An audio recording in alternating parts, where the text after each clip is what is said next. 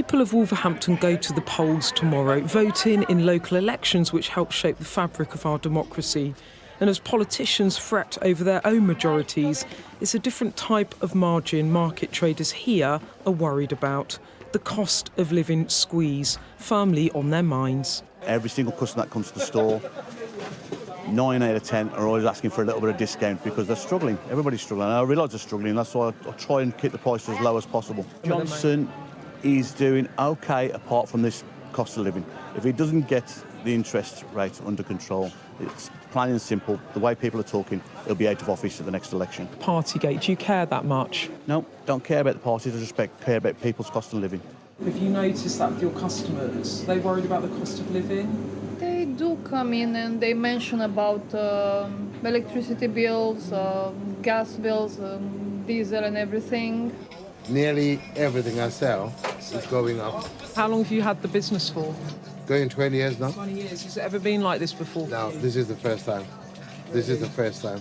Some of the fish are doubling. Like I used to pay, let's say, £10 a box. You buy it now, it's nearly £20 a box. And that's causing a headache for the Prime Minister too.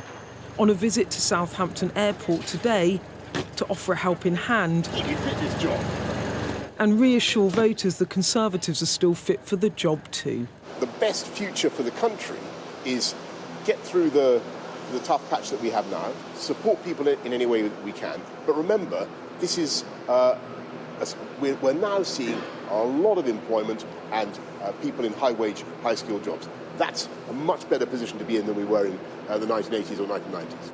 But back in Wolverhampton, for Brian, who's voted Conservative since the 80s, the issue of parties' trust and Boris Johnson has stuck. Would you vote for him again? No. You wouldn't? Not for him, no. No. Okay. I think it's time for him to go and somebody else come in and try and do better.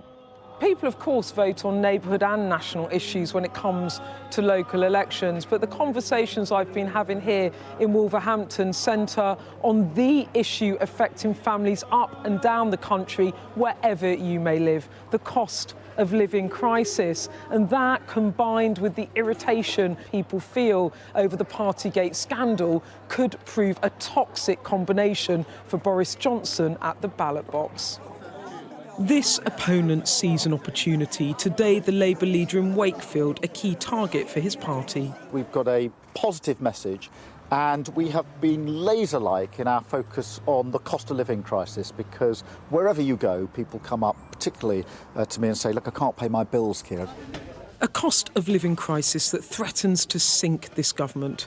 Tomorrow's elections will be the first real ballot box test. Beth Rigby, Sky News, Wolverhampton.